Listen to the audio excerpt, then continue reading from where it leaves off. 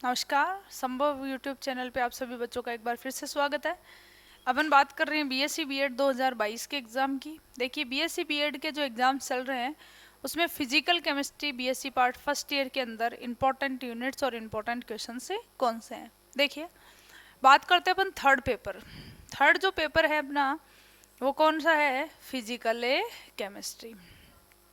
देखिए, physical chemistry के अंदर अपन बात करें तो अपन ने कहा टोटल यूनिट्स की अगर बात करते हैं तो वही 5 यूनिट्स हैं अपने पास में। हर यूनिट में से जो हैं वो इम्पोर्टेंट क्वेश्चन आपको बता देते हैं कि कौन कौन से अपने पास में क्वेश्चन आपको पढ़ने हैं। सबसे पहला फर्स्ट जो यूनिट दे रखी है वो देखिए कौन सी दे रखी है? द्रव्य अवस्था, लिक्विड स्टेट। सेकंड जो दे रखी है वो क्या दे रखी है? गैसीय अवस्था, गैसियस स्टेट। थर्ड अवस्था कौन सी दे रखी है? ठोस अवस्था, सॉलिड स्टेट। नेक्स्ट कौन सी दे रखी है अपने पास में? कोलाइडी अवस्था, कोलाइडल स्टेट। और फिफ्थ जो यूनिट दे रखी है वो क्या दे रखी है? केमिकल काइनेटिक्स यानी रासायनिक बल गति की। ठीक है, देखिए द्रव अवस्था के साथ में कॉन्सेप्ट दे रखे हैं आपको, कौन से? मैथमेटिकल कॉन्सेप्ट, जिनमें आपको क्या क्या निकालना आना चाहिए? इंटीग्रेशन आना चाहिए, डिफरेंशिएशन आना चाहिए, फैक्टोरियल वगैरह आना चाहिए। तो मैथ के जो स्टूडेंट होते हैं वो आसानी से क्वेश्चन अटेम्प्ट कर सकते हैं। प्लस इसके साथ में कुछ क्वेश्चन कंप्यूटर के दे रखे हैं, या अगर आप पढ़ना चाहो केमिस्ट्री से रिलेटेड तो द्रव अवस्था इसमें पढ़ सकते हैं। काफ़ी छोटी सी यूनिट है। देखिए, सबसे पहले बात करते हैं कि द्रव अवस्था जो है इसमें क्वेश्चन कौन कौन से आते हैं। तो देखिए, सबसे पहला क्वेश्चन बनता है ठोस, द्रव्य और गैस। ठीक है, ये जो तीनों हैं इनके अंदर अंतर जो है वो क्या होते हैं। नेक्स्ट जो क्वेश्चन आता है यहाँ पर वो क्वेश्चन आता है किसका? द्रव्य क्रिस्टल क्या होते हैं। और यहाँ पर इंपॉर्टेंट क्वेश्चन रहता है कि ये कितने प्रकार के होते हैं। देखिए, ये 3 प्रकार के होते हैं। एक जो क्वेश्चन होता है वो सेमेटिक का पूछा जाता है, एक क्वेश्चन है वो किसका पूछा जाता है? नेमेटिक द्रव्य क्रिस्टल। और एक जो होता है वो होता है कौन सा? कोलेस्टेरिक द्रव्य क्रिस्टल। ठीक है, यानी ये अपन को पढ़ने होते हैं कि ये कौन कौन से हैं, इनके गुण क्या क्या है। फिर क्वेश्चन पूछा जाता है कि द्रव्य जो क्रिस्टल है इनके अनुप्रयोग क्या है। द्रव्य क्रिस्टलों के अनुप्रयोग, तो अनुप्रयोग जो हैं इसमें देखिए 2 सबसे ज्यादा पूछे जाते हैं। एक तो पूछा जाता है कौन सा? 7 खंड सेल। ठीक है, और एक जो इनका यूज है वो पूछा जाता है किसका? थर्मोग्राफी। ठीक है, ये क्वेश्चन यहाँ पर पूछे जाते हैं। फिर क्वेश्चन आता है कि जो द्रव्य क्रिस्टल है, ठीक है, इन द्रव्य क्रिस्टलों जो है इनकी कमियां क्या है। तो देखो, द्रव्य क्रिस्टल जो होते हैं उनकी अगर अपन बात करें तो द्रव और ठोस के बीच की अवस्था है, लेकिन ये सभी में नहीं पाई जाती। और दूसरा, इसमें होने वाले परिवर्तन हमेशा क्या होते हैं? अचानक, तो इनका अध्ययन अपन नहीं कर सकते। चलिए जी, ये क्वेश्चन हो गया किसका? द्रव क्रिस्टल का। नेक्स्ट जो क्वेश्चन पूछा जाता है वो पूछा जाता है कि द्रव की क्या बतानी है अपन को? संरचना। तो द्रवों की संरचना के लिए देखिए 2 सिद्धांत है। एक जो सिद्धांत है वो तो किसने दिया था? आयरिंग ने, आयरिंग का सिद्धांत। और एक जो सिद्धांत है ये किसने दिया था? बर्नेल और स्कॉट ने। तो बर्नेल और स्कॉट का सिद्धांत। और इसमें जो लास्ट क्वेश्चन पूछा जाता है वो क्वेश्चन पूछा जाता है कि यहाँ पर द्रवों के अंदर पाए जाते हैं क्या? अंतरा आणविक बल। ठीक है, अंतरा आणविक आकर्षण बल कितने टाइप के होते हैं? ये 4। कौन कौन से होते हैं? देखिए, सबसे पहला कौन सा हो सकता है? एक आयन और एक द्विध्रुव के मध्य। दूसरा देखिए किसके मध्य हो सकता है? आयन और प्रेरित द्विध्रुव के मध्य। ठीक है, तीसरा जो है वो किसके मध्य हो सकता है? तो अपन ने कहा दोनों ही क्या हो सकते हैं? द्विध्रुव है, तो इनको क्या बोलेंगे? द्विध्रुव है, द्विध्रुव है। और लास्ट क्या हो सकता है? एक तो पहले से द्विध्रुव है, इसके कारण क्या हो जाए? प्रेरित। तो प्रेरित द्विध्रुव आकर्षण बल। बस इतनी सी यूनिट है, ये छोटी सी यूनिट है, इसमें से आपका क्वेश्चन है वो आराम से अटेम्प्ट हो सकता है। ज्यादातर क्वेश्चन है वो किसका पूछा जाता है? द्रव्य क्रिस्टल का। नेक्स्ट बात करते हैं अपन। देखिए, अपन कहेंगे कि दूसरा जो यूनिट है वो अपन को क्या दे रखी है? गैसीय अवस्था। गैसीय अवस्था में देखो, सबसे पहले तो यही क्वेश्चन पूछा जाता है कि पदार्थ की द्रव अवस्था किसको कहते हैं, ठोस अवस्था किसको कहते हैं और गैस अवस्था किसको कहते हैं। तो अपन को पता है गैस अवस्था क्या होती है, जिसमें आयतन और आकार दोनों ही क्या पाए जाते हैं, अनिश्चित पाए जाते हैं। देखो गैसीय अवस्था में क्या क्या क्वेश्चन पूछे जाते हैं। सबसे पहले गैस कितने प्रकार की होती है, दो। एक जो क्वेश्चन आता है वो तो किसका आता है, आदर्श गैस का, और दूसरा जो क्वेश्चन आता है वो किसका आता है, वास्तविक गैसों का। ठीक है, देखिए आदर्श गैस क्या होती है, तो बनेगा आदर्श गैस समीकरण यानी पीवी बराबर एनआरटी की क्या करती है, पालना। तो अब आता है पीवी बराबर एनआरटी कहाँ से आया, तो अपन ने कहा ये तीन नियमों से मिलकर बनता है। एक पढ़ते हैं किसका नियम, बोयल का नियम। एक अपन को पढ़ना होता है किसका, चार्ल्स का नियम। ठीक है, और एक अपन पढ़ते हैं यहाँ किसका नियम है, आवोगाद्रो का नियम। ठीक है, इन तीनों को अपन मिलाकर क्या निकालते हैं, पीवी बराबर है एनआरटी, यानी ये जो पालन करती हैं वो कौन से होती हैं, आदर्श गैसें। ठीक है, अब देखिए यहाँ पर पूछा जाता है, इसमें सबसे इंपॉर्टेंट क्वेश्चन आता है वो पूछा जाता है अणुगतिक सिद्धांत की। गैसों के लिए किसको समझाओ, इसके अणुगतिक सिद्धांत। ठीक है, इसके पोस्टुलेट्स क्या हैं, और यहाँ से इसका फॉर्मूला डेराइव करेंगे अपन।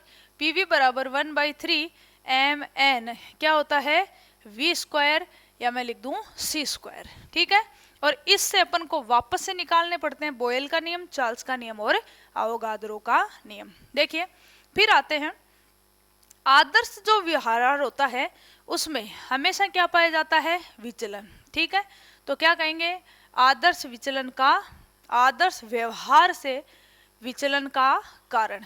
ठीक है, कि कारण हमेशा क्या है कि यहाँ पीवी बराबर एनआरटी केवल दो ही कंडीशन में लगता है, जब ताप का मान क्या होता है, उच्च, और दाब का मान क्या होता है, कम। तो यहाँ पर क्या दर्शाते हैं, विचलन। अब ये विचलन दर्शाते हैं तो दो चीजों के साथ पढ़ेंगे, एक तो किसके साथ पढ़ेंगे, दाब के साथ, और एक किसके साथ पढ़ेंगे अपने, ताप के साथ। ठीक है, यानी यहाँ ग्राफ बनाने हैं, और ये जो ग्राफ है ये कौन बनाता है, एमागेट। ठीक है, यानी आदर्श व्यवहार से क्या दर्शाते हैं, विचलन। अब आदर्श व्यवहार से विचलन दर्शाती हैं वो क्या कहलाती हैं, वास्तविक गैसें। और वास्तविक गैसें होती हैं वो किसकी पालना करती हैं, वान डर वाल समीकरण। ठीक है, वान डर वाल समीकरण होता है, तो ये कैसे आता है, तो आएगा तो पीवी बराबर एनआरटी से ही, लेकिन किस में आएगा, एक तो करना पड़ेगा किसमें, दाब में संशोधन। ठीक है, और एक जो है वो किस में संशोधन करना पड़ेगा, आयतन में संशोधन। ठीक है, तो दाब में संशोधन और आयतन में संशोधन। ठीक है, इन दोनों से क्या निकालते हैं अपन, यहाँ पर नई समीकरण आती है कौन सी, वान डर वाल समीकरण। क्या आती है, P plus a n square upon a v, और प्लस v माइनस बी, और बराबर क्या आती है, एन आर टी। ठीक है, तो ये क्या कहलाती है, वान डर वाल समीकरण। फिर पढ़ते हैं अपन कि वान डर वाल समीकरण है, आदर्श गैस की जैसे कमियां हैं वैसे वान डर वाल समीकरण की भी क्या होती है, कमियां। तो अपन को निकालनी है कि ये कमियां कौन कौन सी होती है।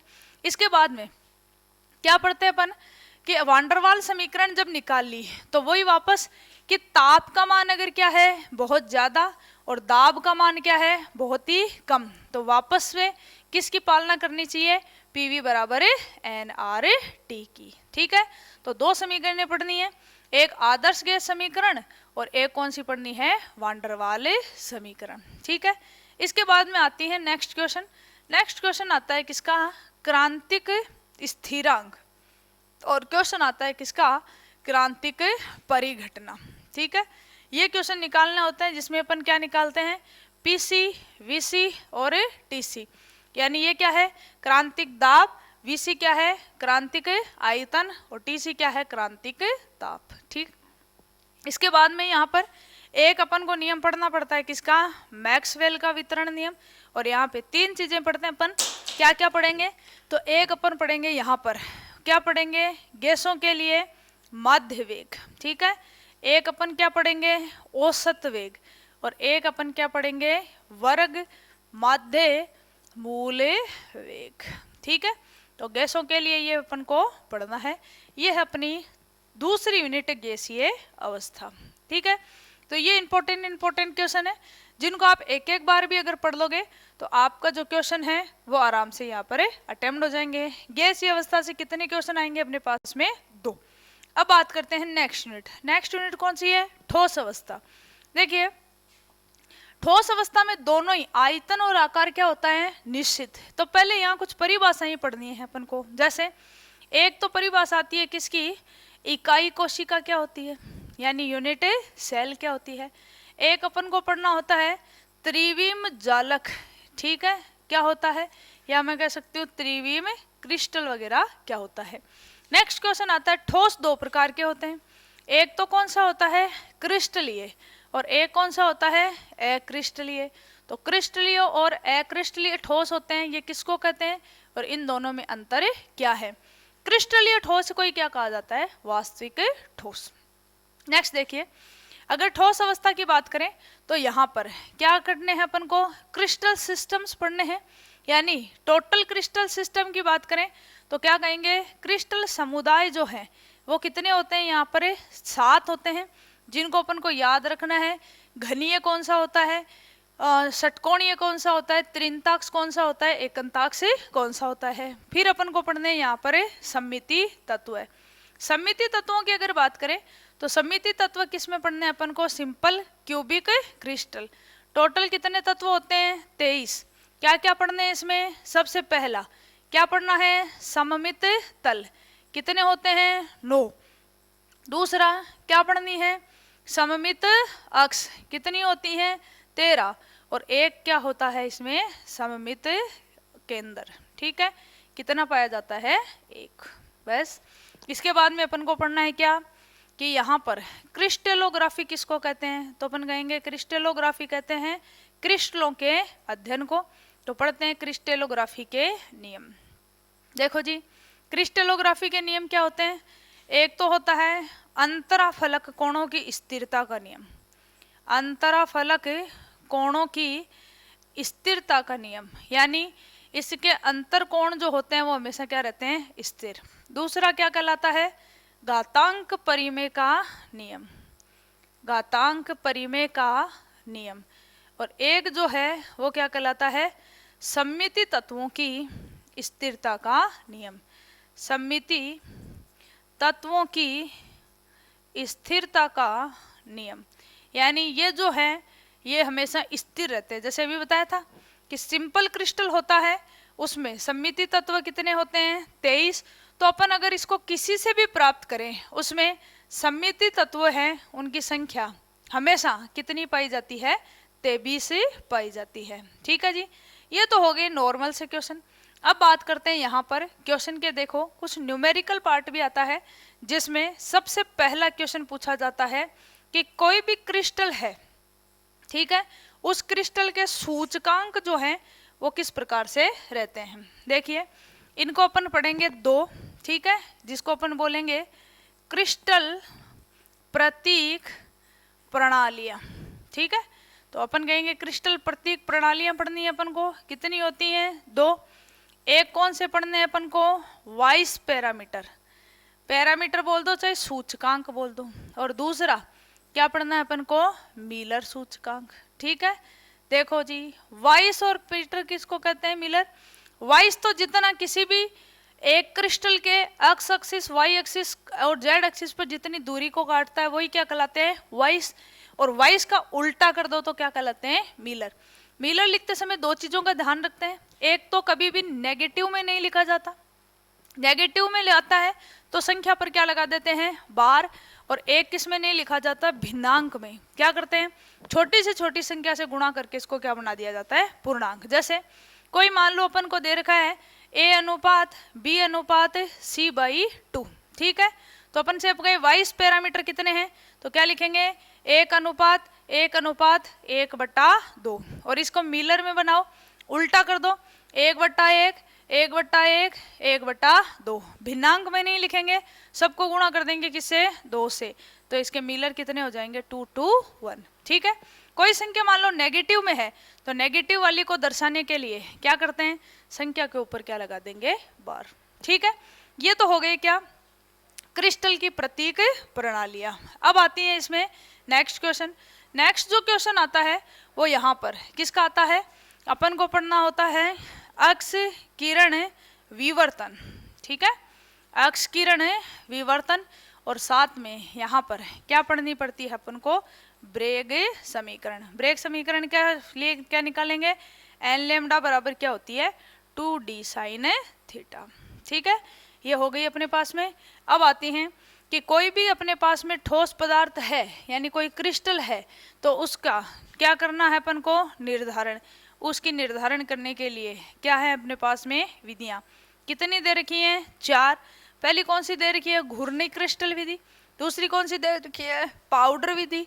तीसरी कौन सी दे रखी है अपने पास में, अक्ष किरण विवर्तन विधि। और एक और कौन सी दे रखी है अपने पास में, घूर्णी क्रिस्टल हो गया और पाउडर विधि हो गई, अक्ष किरण विवर्तन हो गया, और एक विधि और है। ये चारों विधियां से अपन क्या निकाल सकते हैं, किसी भी क्रिस्टल की संरचना। ठीक है, ये है अपने पास में कौन सी यूनिट, 3rd यूनिट। अब बात करते हैं अपन कौन सी, 4th यूनिट। 4th जो यूनिट है वो सबसे सरल यूनिट है, क्योंकि ये जो यूनिट है ये आपके कौन से ईयर में चलती थी, ईयर में नहीं 12th क्लास में चलती थी। देखिए क्या पढ़ना है अपन को, कोलाइडी अवस्था। सबसे पहले तो ये पढ़ना होता है कि कोलाइडी अवस्था होती है, विलयन 3 प्रकार के होते हैं, वास्तविक, एक कौन सा होता है कोलाइडी, और एक कौन सा होता है निलंबन। ठीक है, तो अपन को सबसे पहला क्वेश्चन तो पढ़ना है वास्तविक और कोलाइडी जो होता है उसमें अंतर क्या है। ठीक है, फिर पढ़ना है कोलाइडी विलयन भी कितने प्रकार के होते हैं, 2।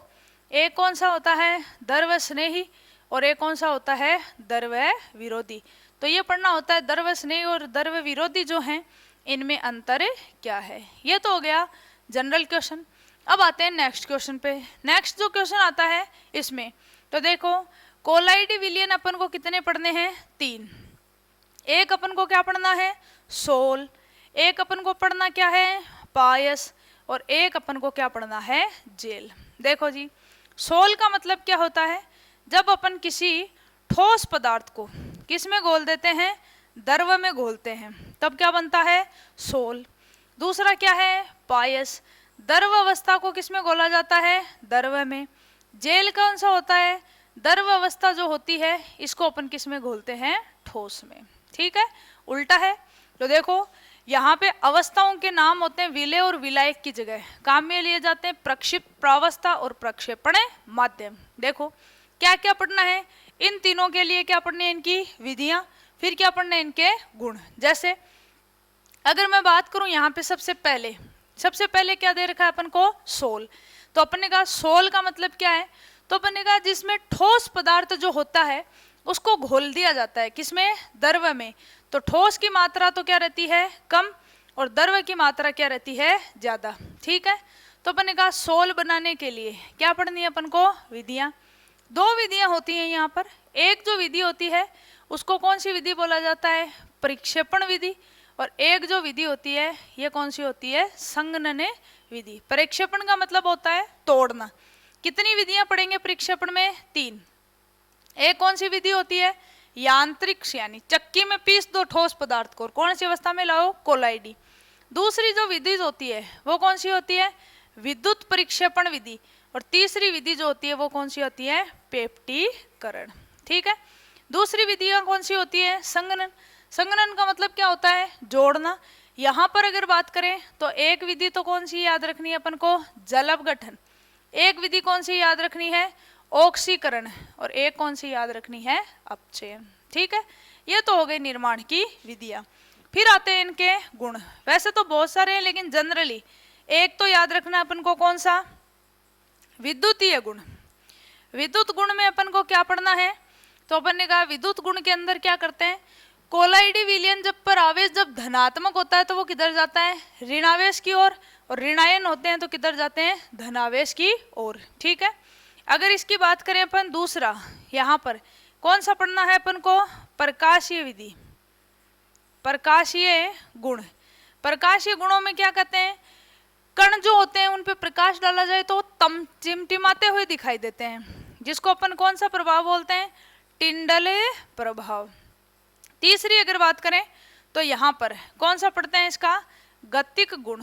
ठीक है, गति के गुणों की अगर बात करें तो यहाँ पर अपन को क्या पढ़नी है, ब्राउनी गति। ठीक है, ये तो हो गया इसके गुण। फिर पढ़ने हैं कोलाइडी विलयन जो होते हैं उनके अंदर अगर बात करें तो अपन ने कहा यहाँ पर कोलाइडी विलयनों का क्या करा सकते हैं अपन, अवक्षेपण करा सकते हैं या फिर क्या करा सकते हैं, स्कंदन करा सकते हैं।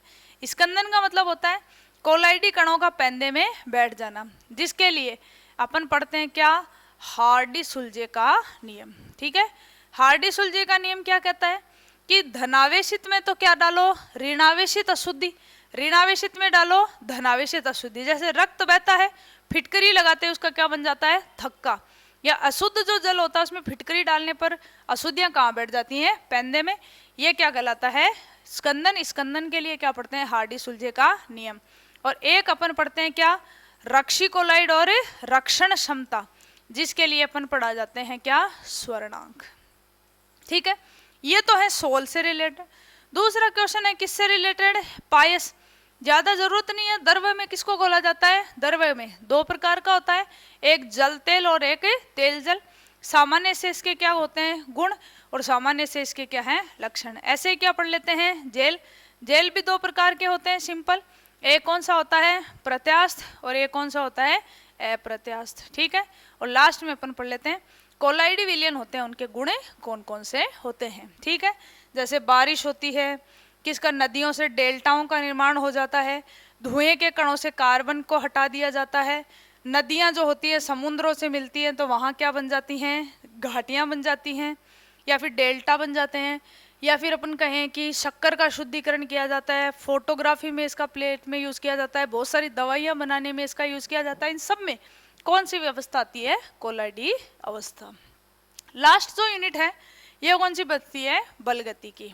देखिए बल गति के में कौन कौन से क्वेश्चन आते हैं, इनकी बात करते हैं।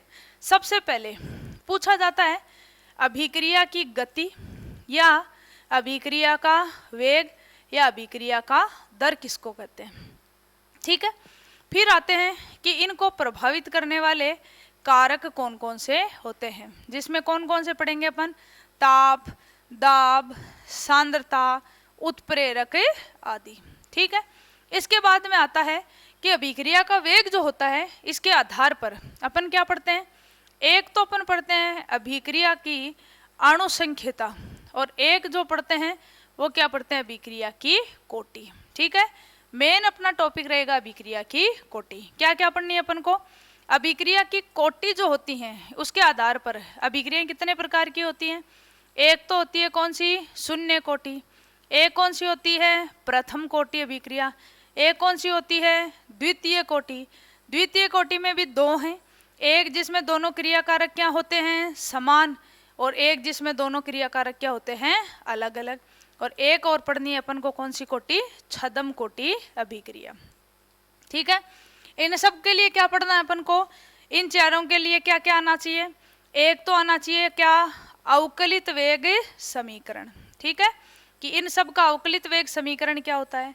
दूसरा अपन इनके लिए क्या निकालते हैं, समाकलित वेग समीकरण। ठीक है, तीसरा जो पढ़ते हैं इनके लिए क्या पढ़ते हैं, इनका अर्ध आयु काल। ठीक है, यानी इन सब के लिए अर्ध आयु काल क्या होता है, एक इनके लिए ग्राफ जो है वो किस प्रकार से निकाले जाते हैं। ठीक है, तो देखो जिस अभिक्रिया में क्रिया कारकों की शून्य घात पर वेग निर्भर करता है वो शून्य कोटि, एक घात पर निर्भर करता है वो प्रथम कोटि, वेग दो घात पर निर्भर करता है वो द्वितीय कोटि, और जिसकी कोटि और अणुसंख्यता अलग अलग होती है वो क्या कहलाता है, छद्म कोटि।